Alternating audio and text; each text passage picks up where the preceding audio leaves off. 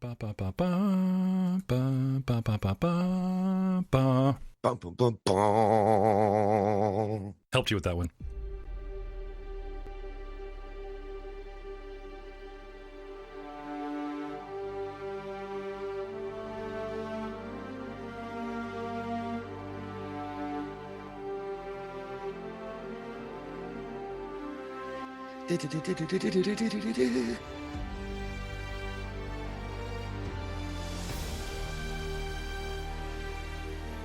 You may have the singing voice, Mr. Witt, but I've always been a better dancer. Hello! Welcome. I'll give that to you, my friend.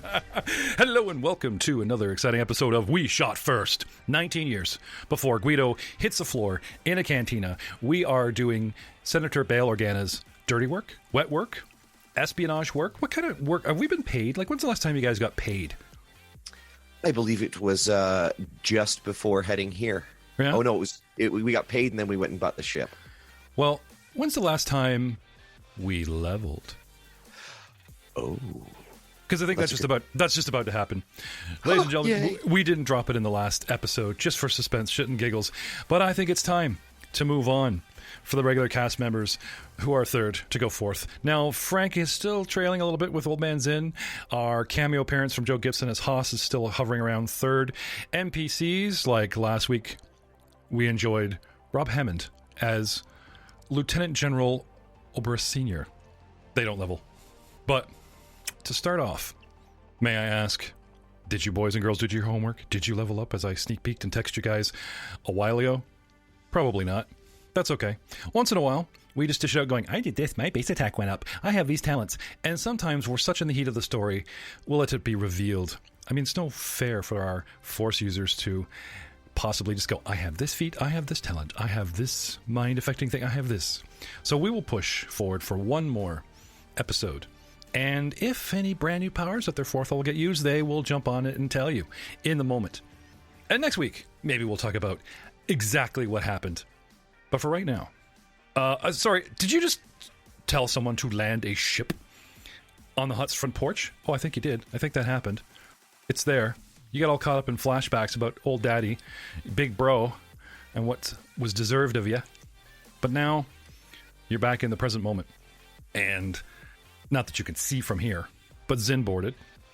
With Dr. Let's help, Merrick the mercenary was loaded aboard for medical attention. Arthur, acting weird. Haas, hasn't heard from him. Let's start with Oberus back in the audience chamber of Darga the Hutt. He's a gangster. A lot of them are. And you gotta tread lightly. Some amazing persuasion, diplomacy rolls from our fearless leader, the shady noble.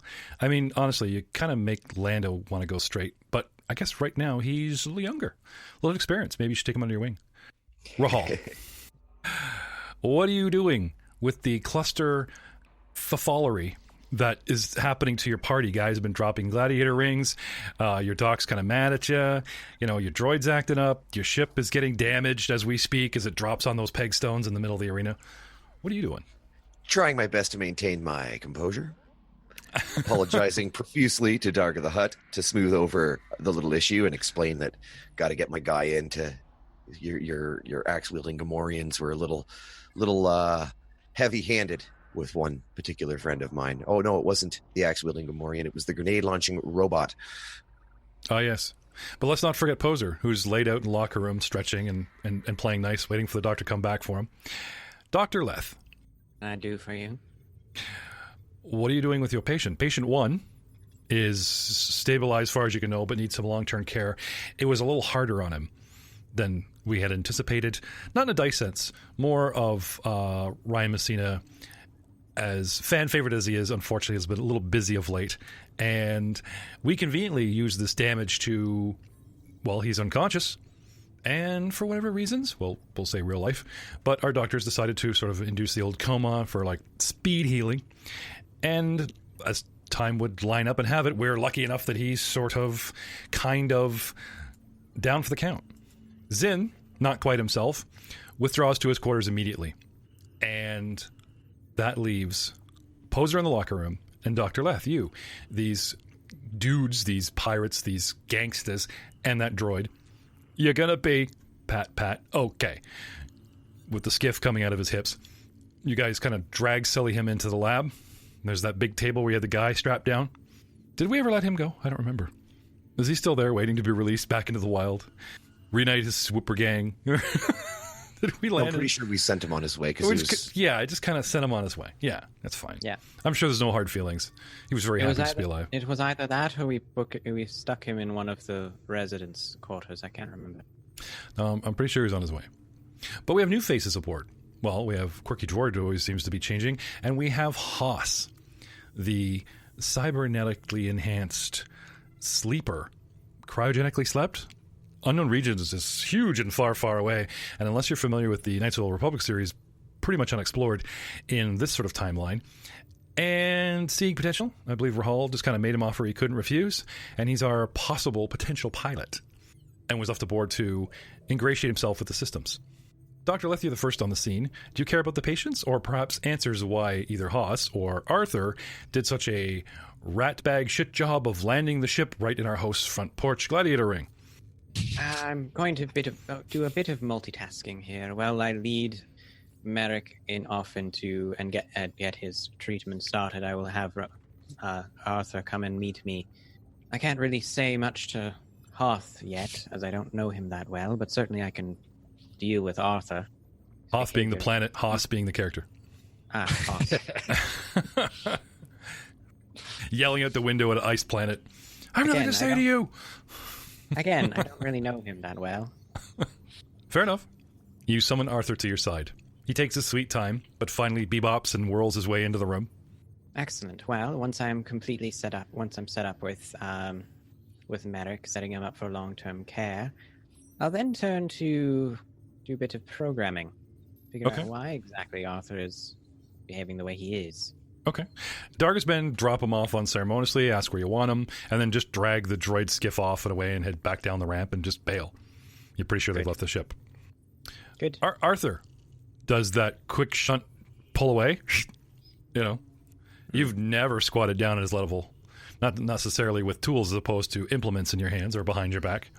The little eye twitch, sticky out caliper sensory, just kind of, looking up and down. Doesn't say anything, just looking at you. Arthur, hold.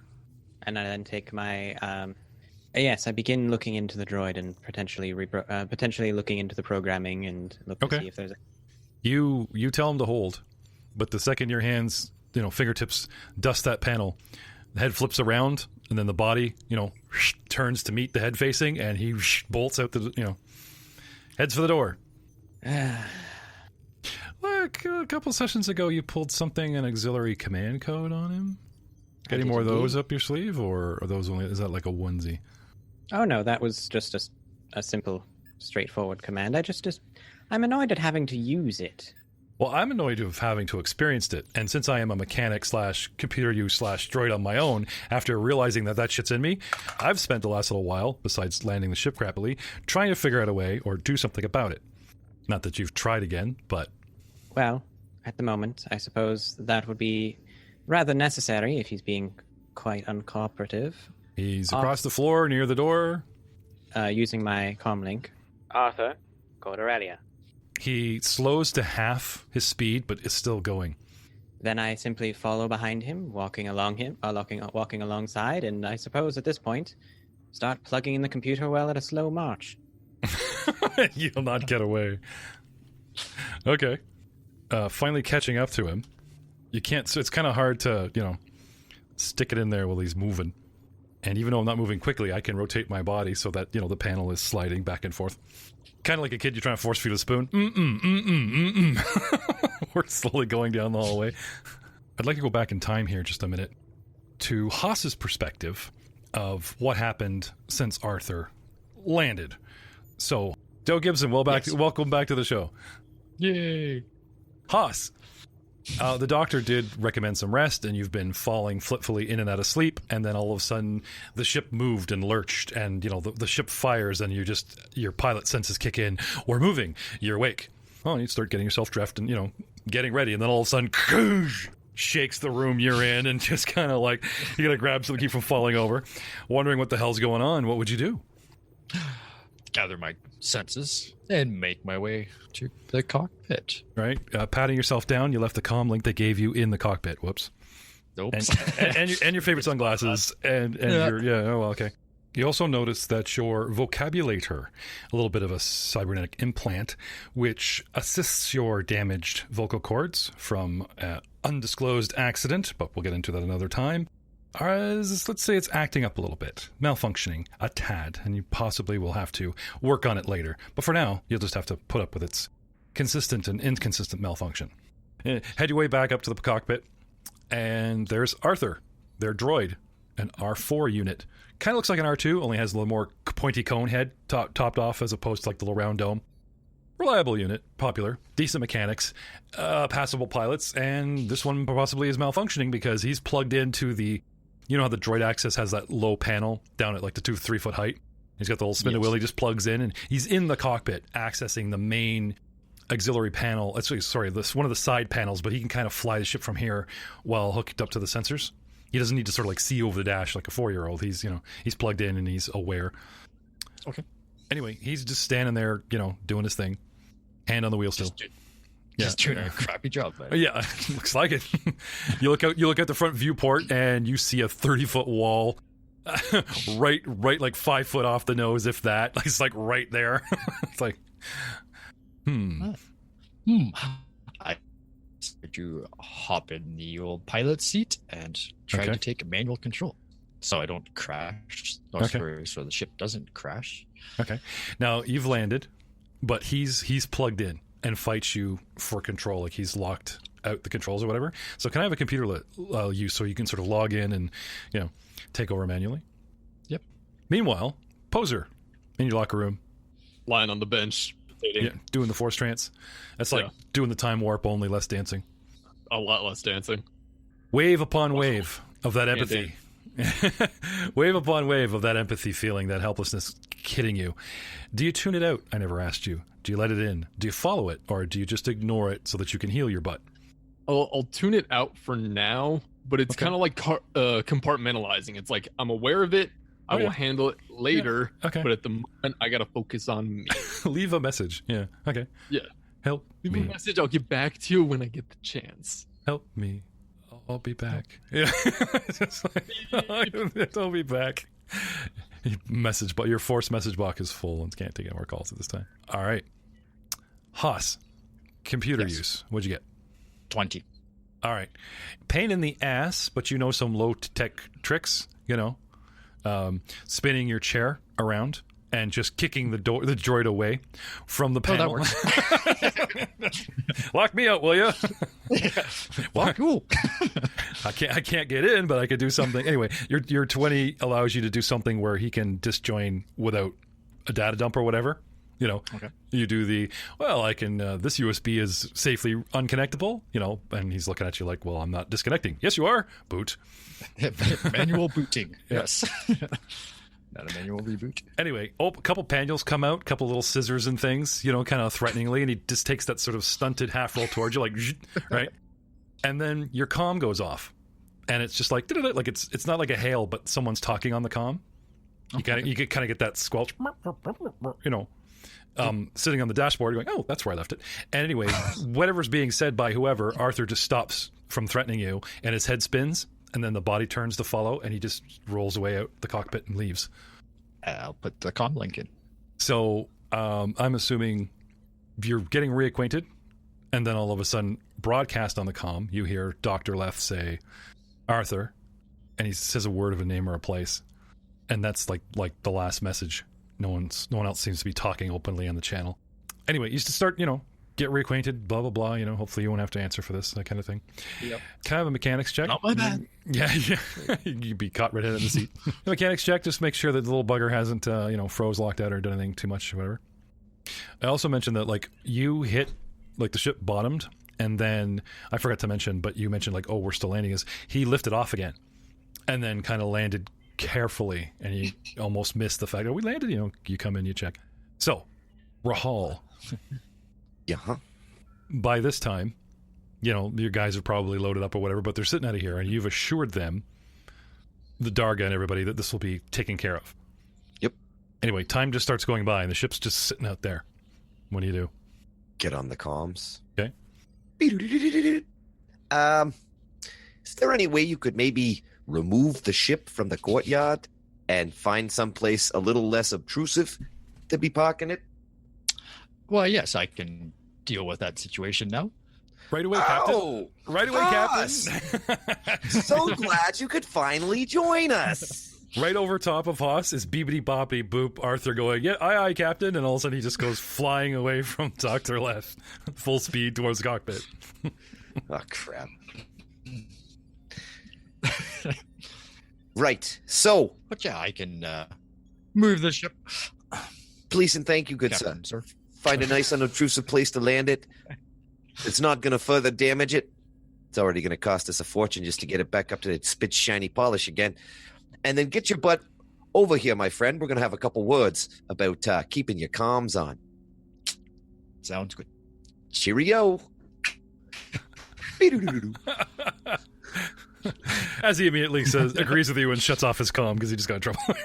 Takes it out. All right. So, Leth, your droid, is obeying the boss, thinks it was him that was supposed to, fly the ship again. So he goes tearing off towards cockpit. What do you do? Arthur, if you do not listen to me one more time, I'm going to dismantle you and put you on a table. Okay. Hold. You didn't know that our units could raspberry. Rounds the corner, just takes off. Or some kind of staticky noise that mimics a child going, nah. Pretending he didn't hear you. Or making that noise over what you're saying, At least I know where he's going. If he plugs in as commanded, he'll certainly be stuck. That's true. Get him in the high chair. Take your medicine. Sorry, go ahead. So indeed I will follow behind, knowing exactly where he's going. Okay. Haas, systems check, your mechanics was? 26. Okay. He hasn't done any damage. Things are pretty much as you left it. He just plugged into the computer, overrid the cockpit, and just flew, which is a good thing.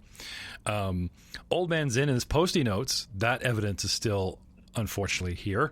But like I said, even the old man hasn't come up here and started undoing your modifications or anything you've done. So that's good. So, settling in, can I have a pilot's check? Kind of tricky to sort of, you just want to loose the car bumper out from under the truck that somebody smashed and just maybe back away without ripping everyone's panels off together. That's kind of what we're going for here. Can I take 10 on that? What is your piloting skill? Like, what's your 15. plus? 15? So you have like a plus 15 to your... Yeah. You have a skill focus in it? Yeah, then, yeah. Yes. Being the trained expert you are, it's like, yeah, sure. So by taking a 10 on your piloting roll, what would that bring us to total? 25. 25. All right. Lifting up. Whoosh.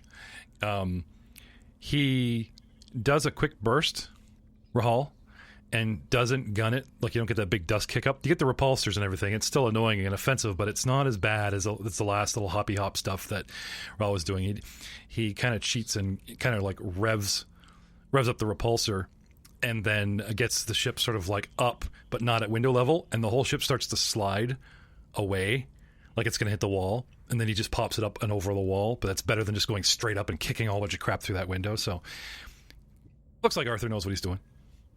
So maybe Arthur's come around, ship flies off, whoosh, bye. Poser, how long do you have to stay in this trance to get your old hit points? Jeff, that is a question. Well, we talked about how many you'd get. Do I know that answer at the moment? No. I think Am I going to look it up? I guess I have to. Well, it's a point. It's a point a level, and since I technically revealed that you guys have leveled, now you would get 4 as opposed to 3. I believe it's 4, or it's the amount of points equal to my level per hour. Yeah, I'll have to double check all that. Okay, so it's been like 15-20 minutes, but if you just want to stay on the comm and do your mellow, then assuming... I have the comm plugged in, but I'm pretty much ignoring it because I don't like, if I hear the word poser, then I'll like tune in, but even then it's like I'm not going to respond. Okay. Like, because in a force trance I'm fully aware of my surroundings, but I'm not actively doing anything. I'm just like sitting there. It's kind of like meditation. Do you know want to how like elves and Pathfinder like don't actually sleep? They just like sit there.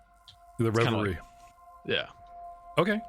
So you want to like set a mental timer or an actual physical tech timer for like an hour, just so you go bing. Poser's done. 4 hit points.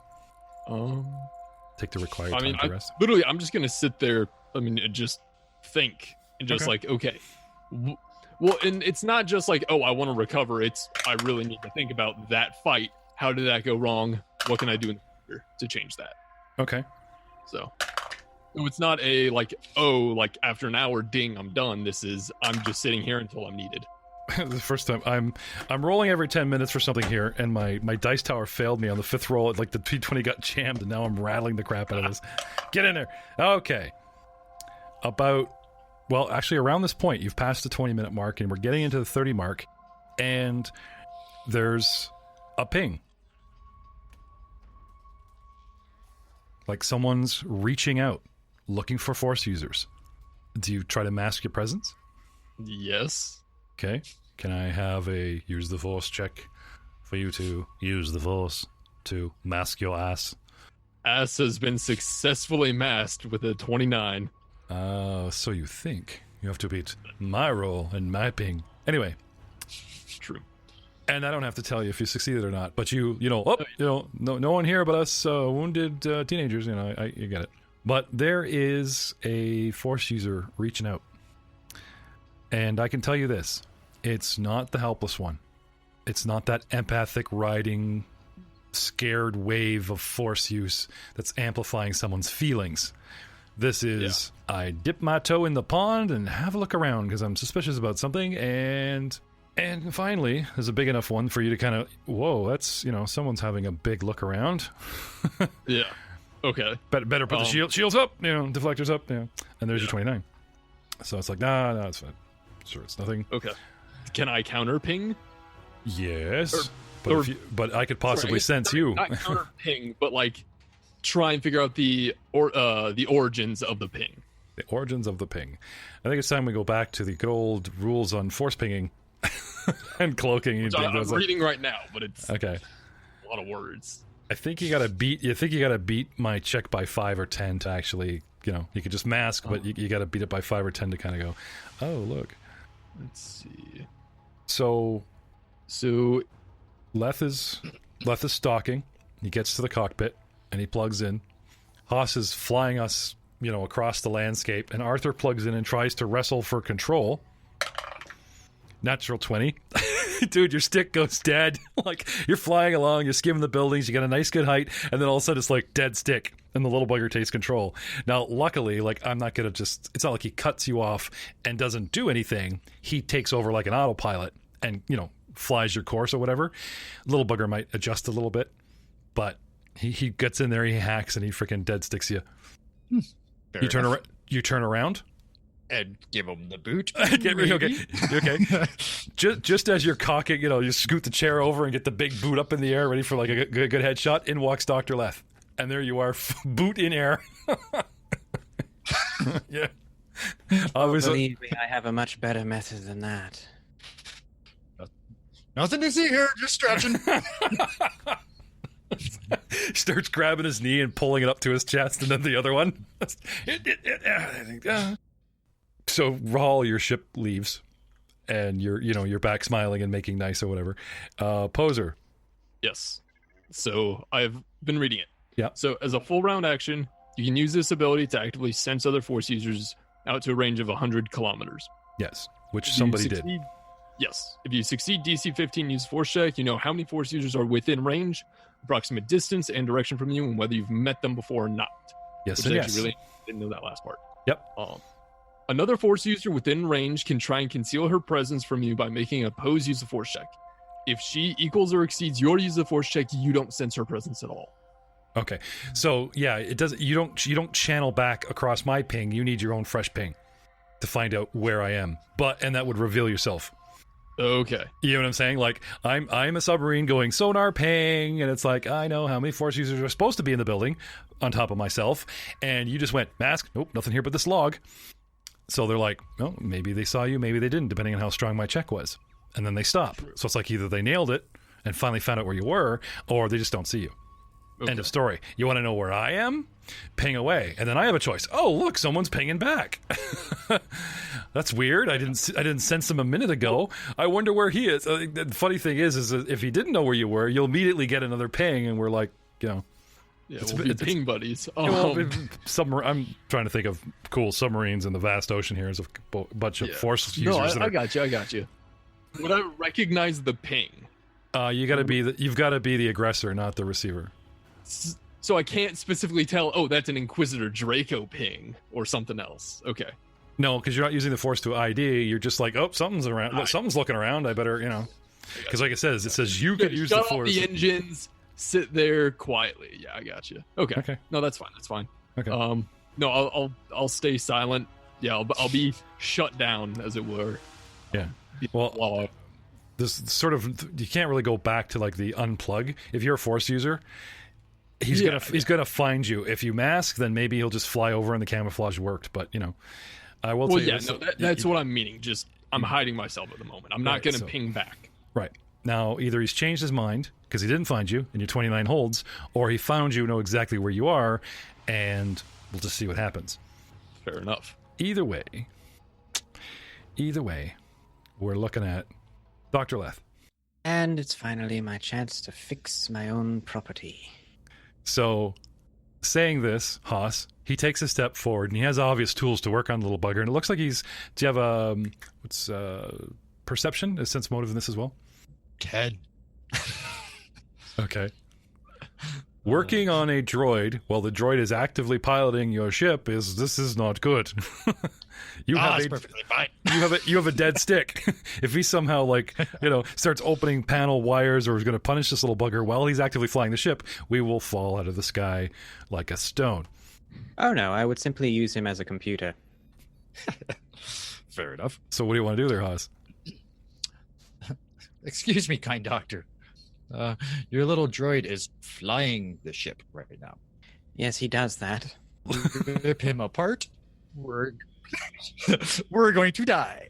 Oh, I'm not planning on ripping him apart. I'm planning on making him hold very nice and still. Speaking of patients in your property, the pilot in front of you, the alien Haas, is technically one of your patients. And this patient has cybernetic implants in his brain, in his neck, or whatever, right? And his vocal cords and his hearing have been damaged and partially enhanced and wired, you know what I mean? And his vocabulary is malfunctioning. As he talks, he sounds, not always, but occasionally robotic, as you've been hearing. And it's like, you might want to make a mental note that he needs to be worked on as well, like maybe some tweaking or whatever, or maybe you got to buy a new part. But some of his cybernetics are damaged. You guys might need to invest some money or whatever.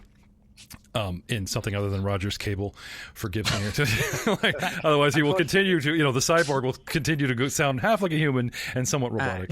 Yes, Mr. Haas, was it not?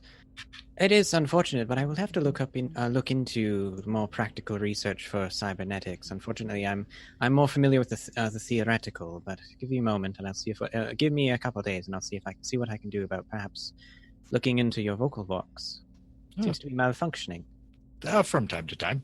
Now, if you would please make sure you do hold on to the ship in case that something goes awry. Showing you how the droid has locked him out, he shakes his head, puts two fingers on the stick, and wiggles it. Like it's not gonna, no. Again, worst case scenario, I have to completely shut this droid down. At which point the controls would revert to you. Fair enough. Technically, they should.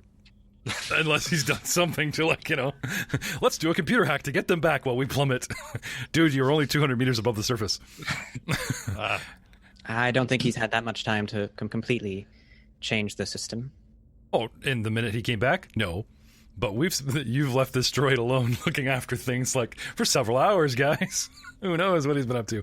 Anyway, you tell Arthur to hold still? I do indeed. Open a panel or two?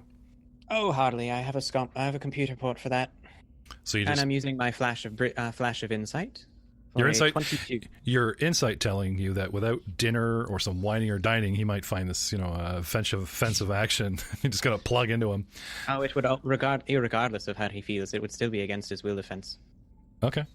So 22 against my will defense. You know what? Do you have access to the sheet here? Just got to pull up good old Artie. Where is good old Artie? It's been a while since we've actually pulled up the old sheet here. Let's have a look. Dun, dun, dun, dun, dun. Will defense is 10. Yes. So you plug in, and he shunts back, and then just stops resisting. As he realizes. First thing I do is have him revert controls back over to our pilot. So talking to him directly, persuasively, or do you just turn Arthur into an extension of your computer and just use Arthur's connection? An extension of my computer, yes. Okay. You cannot hack a computer with a single roll. It's a droid, so it's at this point it's still considered reprogramming a droid. So you can just make him inert in a single roll? Pretty much. Make a check to reprogram a droid to obey a new master, copy data stored in its memory banks, change its trained skills, erase memory selectively, or erase its memory entirely, resetting the droid as a factory preset status. It does, however, take 10 minutes, so we will be here for a little while. Okay. So you get in there, you get the command codes, and this thing is uploading its data, or it's, hacking into them or whatever. Your computer seems to take a little longer than normal. Not much, but it's just kind of it starts clocking up. It seems to be working harder than it should to get in there. But as far as you can tell, you've got a good, fast connection. And then you finally get into good old Arthur and then just tell him to relinquish. Haas, you have control of the ship again? Yay. You're flying over a city, which is mostly rubble, and elongated in a giant banana steel hammock that hangs over China mountainous moss-covered humps of a world that disappear into misty fog. There is, where the ship came from, a spaceport. Easy landing. Now, your boss ordered you to land nearby. Nearby-ish, but so if you want to circle back and just kind of tip the ship and look down and try and find a good LZ, nearby it will be. Yeah, something close. It might take some of your exquisite piloting skills. You might even have to take more than 10, but start circling around searching, right? Jay's working on the droid. Yep. Aiden is om to the om, and Rahal is smiling and nodding. Time goes by. Joe, it's not a matter of finding a place, it's a matter of finding a place that fits. And all you need is your 60 by 60 gap street or whatever, and just angle the ship so it comes down and you can get that ramp down. We might be wedged in several buildings, we might be completely open to attack, we might be, but boss said close to combat as we can get. Okay. Not a very tactical defensible position, but open enough and close enough that it would be a straight run to the ship, 2 blocks. A small jog. That works. Okay. That works for me. Can I have... This is difficult. Yep. Because you're popping in buildings in somebody's backyard. So can I have a piloting check, please? Sure. Taking 10 for the approach. Getting in position over top, easy. But just that last minute adjustment, tweak, pull, shift. 26. And nails it. Why, you're even so good, your front landing ramp under the nose of the ship actually is pointing towards some kind of compound exit gate and goes right onto the street. Ooh. And the ship almost is hidden from street view. It's like you're walking by a rubble garden villa, and you just look in the open, burnt-out gate, and there's a ship there. Yeah. Oh, well. Behind the 20-foot wall. There you go. Anyway, success. All right. Shut her down. I'm doing what the captain asked me to do. I will leave the ship. Okay. I'm a free man. Yeah, it just disappears into the night. Haas is gone. You got your protein bar and your appointment with your doctor for your cybernetic upgrade later, and bye. See you. No, seriously. Yeah. We didn't give this guy a weapon, did we? I have one. Yeah. Do you have one? Do you have one buried in your little sleepy chamber? Yes. Go fetch. Yeah. Yeah. It's not a little sleepy chamber. Yeah, it's like, didn't give me a gun. You go back to the little wall panel and you root through the stuff they searched or whatever. You find a couple wall clamps and pop them open. Yeah. With your my firearm. Yeah. Now, they searched this room. They banged on panels. They did a very, very good search. But what they don't have is a magnetic key lock that you can pass over a very plain-looking panel that just looks and sounds like wall, but uncouples and shuts down the magnet, which holds it, and then the panel just falls forward. And there's your stuff. All the gear you purchased at this level, your gun, your rifle, your cool sunglasses, that's where you left them. Your bandana with the flames on it for flying special missions, everything. It's all right here. Yeah. So, retrieving your gear, your personal items. Yep. get them all on there, and just everybody else is their own person. Go so you for just a stroll. okay. Yeah. Head on out. All right. Dr. Leth, between your research, Arthur, Merrick's condition, you're quite busy. So unless you suddenly decide that, like, oh, I was going to do this for a half an hour, or oh, I was going to do this for an hour, we can leave you in the condition of doctor rolls taking 10, that sort of thing where, the doctor's busy taking care of all of loose ends unless, called upon. But you guys are on comms, okay? And just a conversation in front of you isn't heard by the doctor. You need to tell me that this is going over comm so that he can have his input. Other than that, the doc's, on the ship, doing his thing with Arthur. Posers in the locker room, ignoring the snickering Gamorreans, and the Force-sensitive phone calls, and the Force-sensitive spamming and aggressive hate mail, all this stuff he was doing his heal up. And there's Haas. Wow, Haas, the Clone War really did a number on this place. This is Cato Nemoidia, a Nemoidian race colony, city, just rubble practically, and we're in the part that's kind of still standing.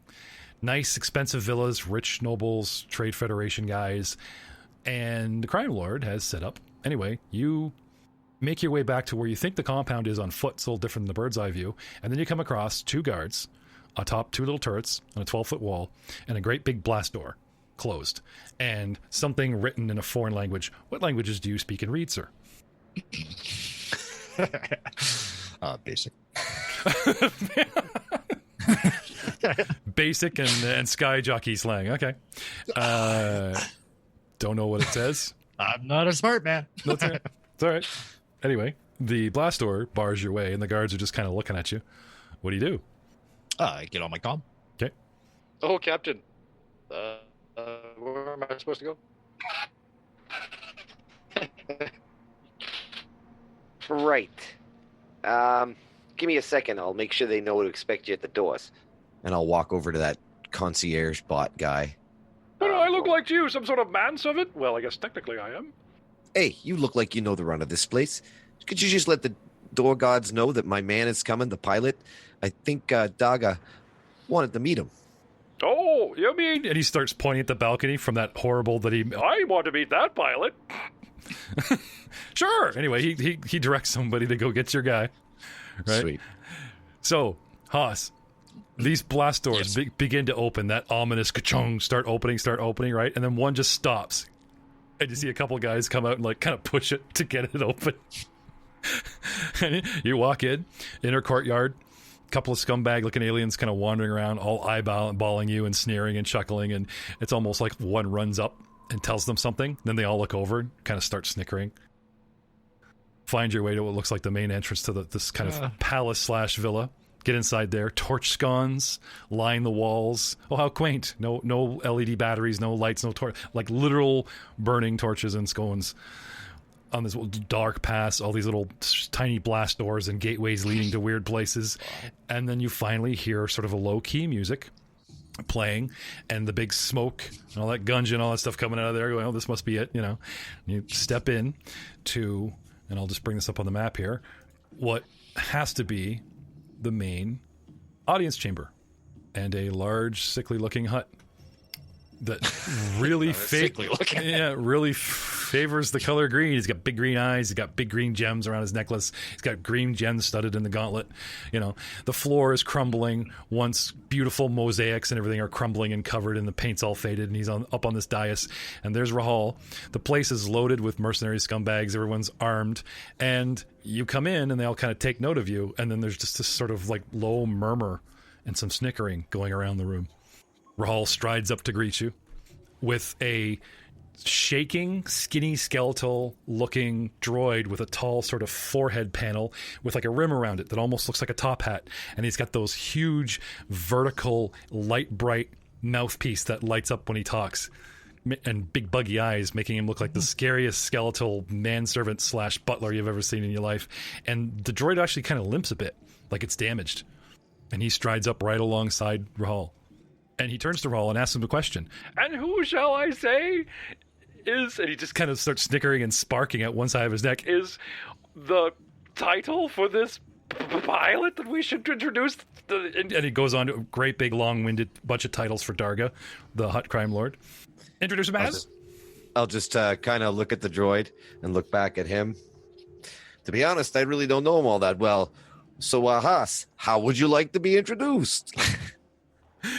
He shrugs, and his vocabulator kicks out, and he has sort of a stuttering robotic voice himself. Works fine for me. And there's like this big pause, and the droid looks at him, and his head kind of tilts, and the chin leans in. He's like, Are you making fun of me? Rahul? No. I would never in a million years. Not you. Stutters over here. I know my vocabulary hasn't been replaced. You know, this is... I'll just kind of lean into Haas, put my hand up to cover my mouth, and be like, "Good one, you got him on edge." I believe That's what I meant to do. Yeah. I believe a simple Haas will do for his introduction. Very well. So he turns around and shambles up and introduces him to the entire room. My esteemed Lord Exalted Darga, creator of worlds, eater of fire, it just Goes on and on, you know. I introduce the man you've most wanted to meet in the last 20 minutes, Monsieur Oberus's personal pilot, And he points out the balcony window where all that shit came in, Mr. Haas. glaring at you with his beady eyes, kind of like trying to do your impression of your impression doing him, and the whole room starts snickering. Anyway, so this landmass of a hut just starts stroking his chin with chubby fingers and just gives this low sort of "Una scuta pilota, eh?" questioning Matt. This is your guy, huh? This is your pilot? I wait for the translation. Okay. My Lord Darga wants to know if this fellow can flies your ship. Indeed he does. Although, questionably. And the whole room laughs at Mahal. Now your boss is making fun of you. The captain, like, seems to poke fun at you because the whole room laughs. Back to the hut, thinking about something. Again, you can see wheels turning. You can see a man that's looking to profit. Now, how a hut would profit off of a pilot that's proved but incompetent, you're not sure. But you've spent a day with this guy, and it's just so obvious. His tells are so obvious. It's like, I am thinking, how can I turn this to my advantage? It's like, kind of thing. But before he can sort of lay out whatever he was thinking, Matt, your edge kicks in. A couple of guards come up behind you, where Haas came out of the doorway. Yep. And they tap their halberds, bringing the whole room to attention, and the whole room reacts. This must be some kind of signal, like, look sharp. Because a lot of people turn, stop what they're doing, put down their drinks, put their hands on their weapons, fan out so everyone can see everyone, everyone's got clear shots or whatever. And a few moments later, several people enter the room behind their, quick tapping escort. A Zabrakian, same race as Darth Maul, only without all the dark tattoos and red lines and everything. The man has brown skin, dark blackish horns, and a large scar splitting his eye from top to bottom. And the eye looks, I wouldn't say faded, but it does look partially damaged. Right behind him, stooping to come into the doorway, is a rare galactic sight. A Wookiee. 7 feet tall, covered in hair, brimming with weapons, dark, brown, brackish, couple of fur patches missing where some fur has kind of grown over it to cover, like chunks have been taken out of him. And because the guards don't make room, he doesn't sort of shove his own guy aside, he just sidesteps into the room, and one of the guards, don't get out of the way fast enough, and he just takes the halberd and just pushes it. And the guard just, chases the weapon, as it were. Doesn't shove the guard, just takes the hold of the guy's halberd and just kind of goes, shove. And the guard has the option of dropping the halberd or traveling with it. And the guard chooses to, chase his weapon, as it were. This makes the hut size open. Wide. Several chained up men and women, a few Twi'leks as well, come into the room. And at the rear of the line, 3 tough-looking humans and a Rhodian with a large blaster rifle slung over his shoulder. They arrive seemingly unannounced. Those guards barely got out in front of them. Darga's wide-eyed and then frowns. Does not seem pleased to see them. Can I have perception checks all around? Well, for the two of you that are in the room. For Haas, for those two that are in the room, sorry. A-do-do-do. What do my little eyes reveal for me? With 19 perception. First thing you noticed, you were so keen on the room and everyone's movement that all the murmurs and everything, when the whole party is revealed, stop. The whole room goes silent. Also, Darga himself, not much for facial expressions that are not overly animated. You feel that he's probably not pleased to see them. Doesn't stroke his, doesn't stroke the chin, puts down the goblet, and just stares at them, letting his, big bulk and imposing nature do the talking. Finally, Darga spits out a question in Huttese. What are you doing here? The Zabrakian steps forward and spits on the floor before speaking in heavily accented basic. Darga, the slaves you have been selling us are worthless. They have been destroyed before we can even get them to market. They are used up, second rate. I want my credits back for the last 4 shipments. You can pay me in francs, apparently. Darga lets out a low, rumbling laugh.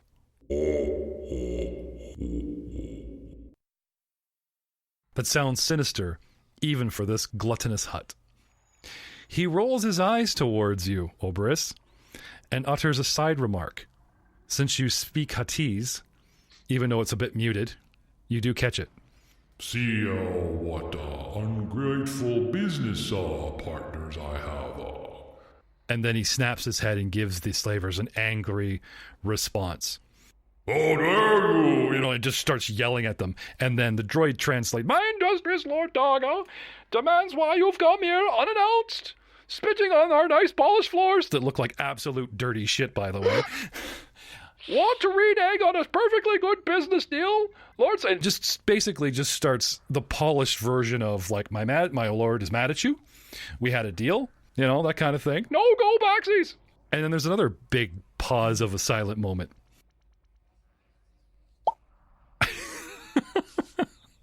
The whole room turns to the one guy that finger paw. Who did that? Oh, it's Haas. He's just kind of sitting there bored, making noises, right? Everyone just kind of looks at him and then goes back to being mad at each other. The droid explains, translating from Darga directly. They have a business agreement, and it's been going on for years now.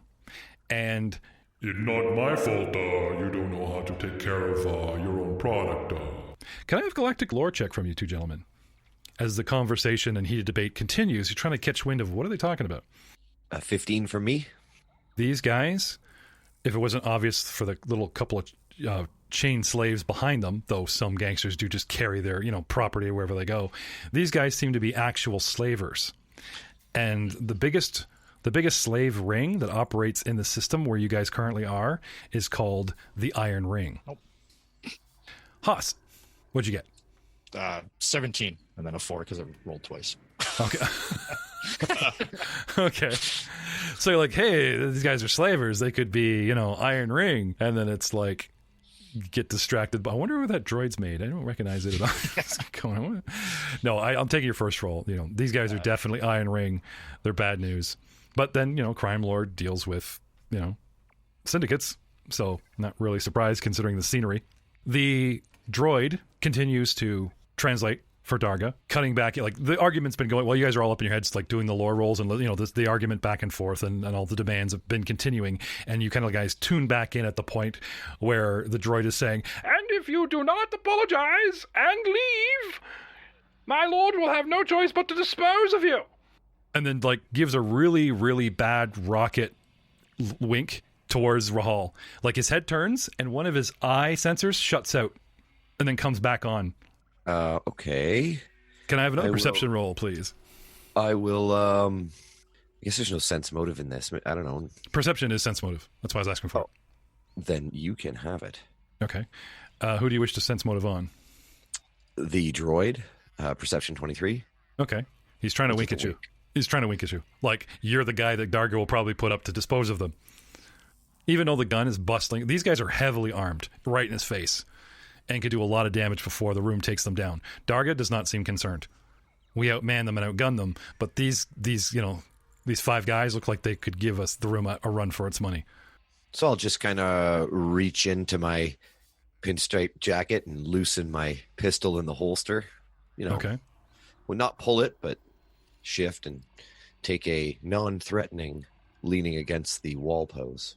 I continue my observations. Grasps the breast pocket and reaches in where the gun is, like a gangster style, and just this audible snip of the loosening of the belt buckle thing, and then it's just like, yeah, no one's gonna take that. How much of this do we hear over the comms? None if they're not broadcasting. Okay. Haas. Yes. Yeah, I'll just gently over the comms. Might need some help. Everyone. And then he just, turns the gain up on the microphone, and you hear, the droid. And if you don't apologize and leave, you'll be disposed of. Oh, did Rahal and Haas piss them off already? Like, who are they talking about, I wonder? Your guys? At the word help and then disposed of. Fine. And the poser will roll off the bench, grab the axe that's on the floor, okay, on the back, and start walking up the stairs. You immediately get slammed back against the table by an unseen force. Really? I scream help for like an hour, and one help gets you moving? Really? Is that... Somebody's upset. Sorry. At the word help, he jumps to the rescue. It's like, really? That's what I've just been like, force transit. Help this way. Over here, down the left, take the stairway, into the dungeon. Over here, help, help. Nope, tune it out. I'm doing the force band-aid. Do. All of it with disposed of. Oh, okay. No, I'll probably edit that, but I just thought that I thought you were sticking it to me. Oh, what? Help? Oh, I'm on my way. Here comes Poser to save the day. It's like, fuck you, man. Here comes Poser to save the day. They have to say help over the comm, and I'm on my way. Okay, fine. So, Rahal, at this point, Leth, you hear this as well, but at this point, the slavers in the hut just descend into what seems to be a fruitless argument about slaves, payment, and neither side seem to be budging. And it just goes back and forth and back and forth. And you being a slick negotiator, with no one gaining ground, and it's a bunch of, nah-ha, No. nah-ha, no, it's getting a little tiresome, you know what I'm saying? Yeah. So I'll let it go for a little bit until I see the hut guy do the proverbial eye roll. You know what I mean? Like, just like, no, and so I'll let it go on for a little bit, but then I'll be, gentlemen, if I may interrupt here for a moment, this negotiation that you have going on seems to be quite fruitless. Perhaps I could be of service. Being quite a deft negotiator myself, I'd be happy to arbitrate your little disagreement for a fee, of course. Okay. And that was persuasion of 27. The Zabrak leader seems intrigued that you would charge a hut in his own home for services when you're his guest. So he seems into it, and the eyebrow goes up, slamming the crap out of my will defense. The hut, Darga, who you're trying to impress, his eyes narrows and he looks at you uncertainly. Please continue. Now I see we have a bit of a disagreement here over the quality of goods, but it seems to me that that's on you fellas, and I indicate towards the slavers. You should have known your trade good enough to know that they wasn't good enough for you to pick up to begin with. And as far as I'm concerned, in this business, there is no returns. I'll tell you that for sure. Last time I tried to bring that Twi'lek slave back on Rigel's 4, wasn't a pretty thing for me. Interesting. Haas, can I have a perception check, please? Sure, why not? 8. Okay. I see a wall. While this is going on, because it's lengthy, these guys are like, maybe we should give our lord a refreshment, back and forth to like keep them happy. So a servant comes by and kind of nudges you and almost spills a big gauntlet for the hut. And in trying to steady it, he kind of takes a step to the side and gets really close to the Twi'lek slaves, and then just kind of ignoring them, almost using like a meat shield to bounce off of them, steady the mug, is happy with the success that he saved what's left of the drink, and proceeds towards the hut. Rahal. Perception, please. Perception of 25. Laser eyes. out of the corner of your eye, you're doing this back and forth and back and forth, and Mr. Hutt this and Mr. Darga that, and Slaver this, and you should know better. Out of the corner of their eye, you catch somebody jostling Haas, and it gets your attention for just a split second where you look over and you see this guy stumble into a slave, a Twilight girl, who, just kind of reacts, draws attention, overreacts, like she's afraid of being hit. She saw him coming and sees it's an accident. That's what gets your interest, is the angle of approach. She's not startled by being jostled. He steps right into her. It's like she kind of turned her head and saw that he bumped Haas and is kind of ready for it, but overreacts, and throws her hands up, chained together, and passes them over the cup and then holds her hands straight up and like, oh no, please don't hit me or whatever. And, gets a rough tug on the chain from one of the rough-looking humans, and the guy just kind of steadies the glass, ignores her, and starts bringing it towards you, towards the hut. I'll trip him. Okay. If I can. Yeah. You could stop him. He's going right past you. Sure. Okay. Seems like an interesting idea. We just finished playing an episode of Dice Before Dishonor, folks, and it was all about tripping. We were throwing ourselves at people, trip this, trip that, trip this. So it's still in Matt's head, right? So maybe I didn't paint the picture right. This guy, walks past him, a hand on the shoulder, scooping up the drink. You know what? Something. You don't have to body check him into the floor. Aha! It's not necessary. I was just going to do the casual, stick the foot out on the way by, make it look like an accident. He's already fallen all over the place. Sure. You want to do that? So he spills the drink. Yeah. All over the hut, which is the direction I'm going. Ooh, that might not be a good idea. And there's you, legs sticking out. The big stripes on your suit, it's almost like an arrow. No, you're right. You're like you're in between the parties. Honesty, it's not going to do me any harm at all exposing an attempted poisoning on Darga. It's going to probably curry me some favor. So you want to know what I will? I'll be like, not so fast there, mister. He's in the middle of negotiations and he goes into Sherlock mode. And the murder is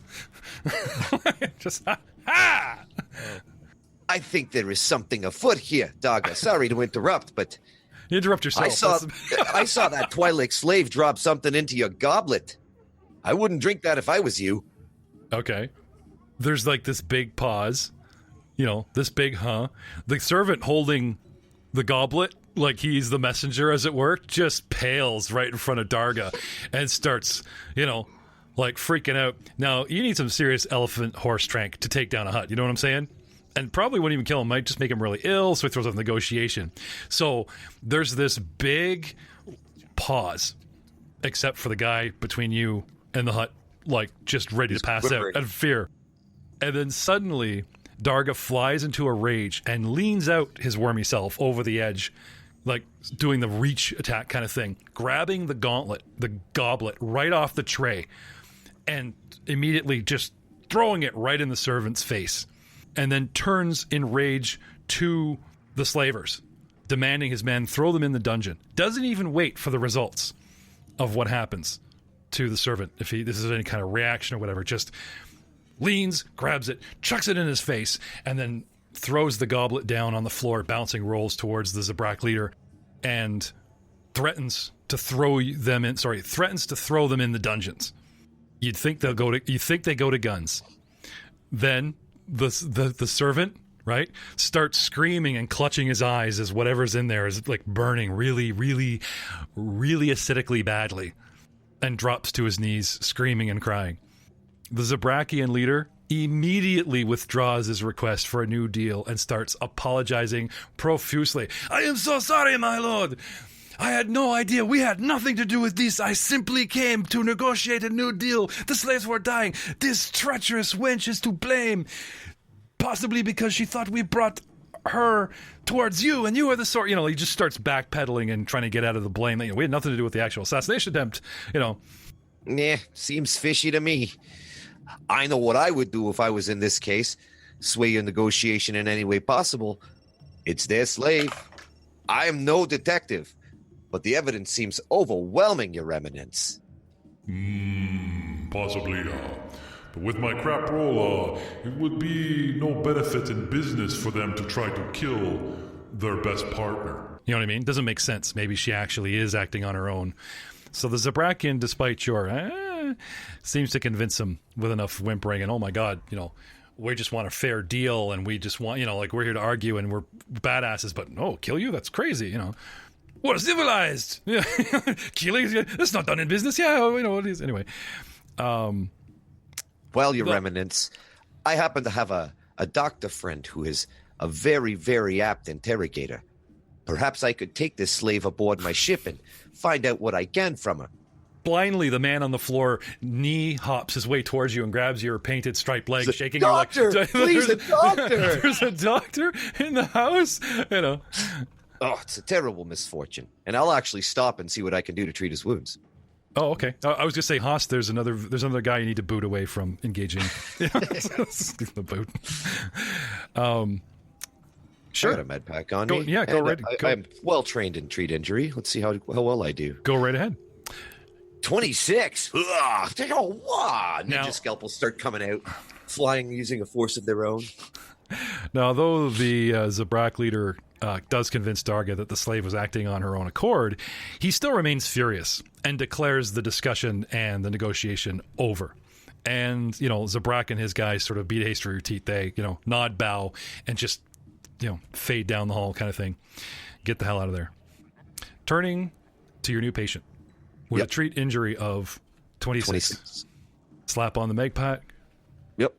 The scene whips over to the far corner where, propped against the wall like a surfboard so that the hip angle makes this droid tower even taller, starts waving an arm and pointing at you, Rahal, and your new patient, and says, "He's gonna be okay. He's gonna be okay." With a 26. I can see it from here. He'll be okay. And we'll see you next time